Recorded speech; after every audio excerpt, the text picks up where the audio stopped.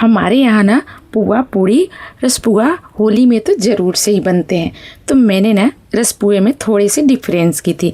इस बार मैंने गाजर की रसपुआ बनाकर तैयार की थी और सभी को इतनी अच्छी लगी ना कि मैं सोच रही हूँ आपको भी ये रेसिपी शेयर करूँ और आप लोग भी एक बार ज़रूर से ट्राई कीजिए।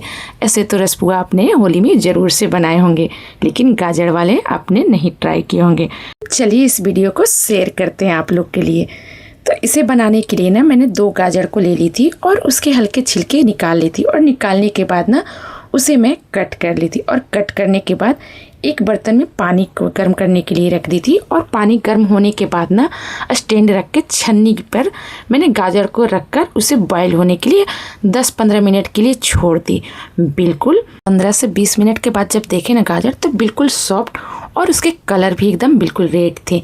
फिर उसे निकाल कर ठंडा होने दिए। ठंडा होने के बाद ना मिक्सर के जार में गाजर को डाले और थोड़ा सा दूध डालकर उसकी प्यूरी बना लिए। प्यूरी बनाने के बाद ना मैंने करीब 200 ग्राम से मावा ले ली और मावा को भी उसमें डाल दी और थोड़ा सा उसमें चीनी डाल दी आधा कटोरी से। उसमें थोड़ा सा दूध डालकर मिक्सर चलाकर उसे हम अच्छे से ग्राइंड कर लें ताकि सभी चीज़ अच्छे से मिक्स हो जाए। अब मिक्स होने के बाद ना फिर एक बर्तन में मैं उसे निकाल ली और निकालने के बाद 1 कटोरी मैंने सूजी डाली और 2 कटोरी मैदा डाल दी और डालने के बाद सभी को अच्छे से हम मिक्स कर ले रहे हैं। मिक्स करने के बाद इस तरह से गाढ़ा एकदम बैटर मेरे तैयार हो चुके थे। अब इसे थोड़ा सा ढीला करने के लिए थोड़ा थोड़ा करके हम दूध डालेंगे ताकि रसपुआ को घोल को तैयार करना है।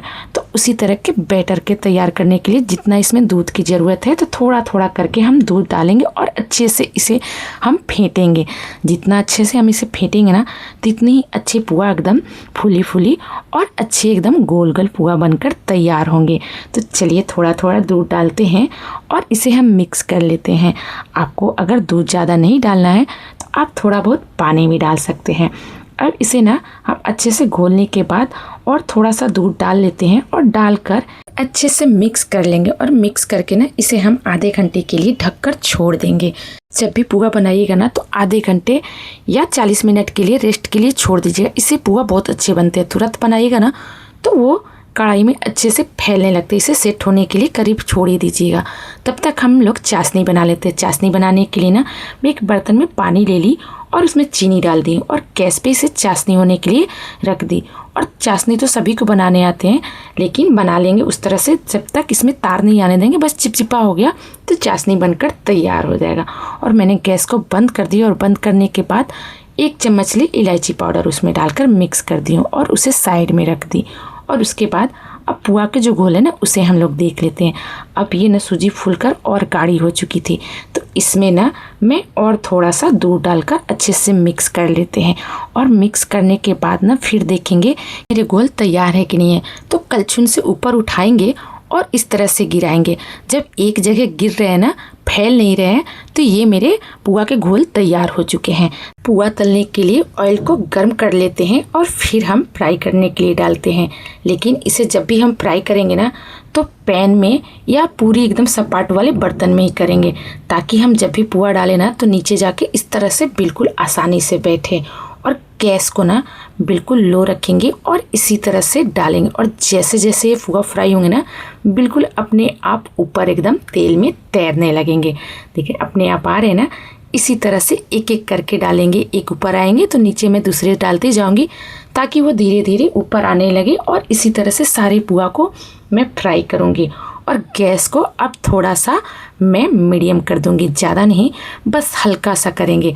और सभी पुआ को इसी तरह से फ्राई कर लेंगे।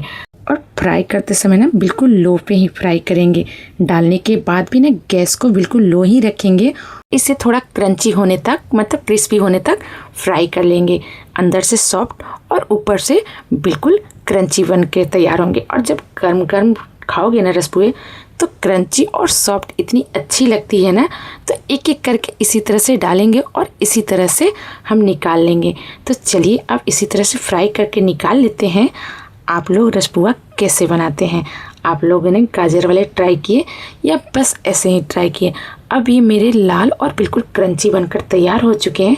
अब चलिए इसे हम निकाल लेते हैं। निकालने के बाद गर्मा गर्म इसे हम चाशनी के अंदर डाल देते हैं ताकि इसके अंदर चाशनी चले जाए और ये मेरी रसपुआ बनकर तैयार हो जाए।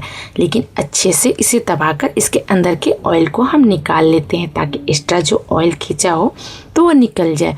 और फिर इसी तरह से गैस को लो रखेंगे और एक एक करके इसी तरह से डालेंगे। गैस को हाई हम बिल्कुल नहीं करेंगे, नहीं तो इस तरह के छोटे छोटे जो दाने निकल के मेरे दिख रहे हैं ना, उस तरह से निकलने लगेंगे। जो पुआ को मैं फ्राई की थी ना, उसे अब हम डाल देते हैं चाशनी के अंदर। और डालने के बाद ये मेरी पुआ तैयार हो चुकी है। आप लोग को ये रेसिपी कैसी लगी कमेंट करके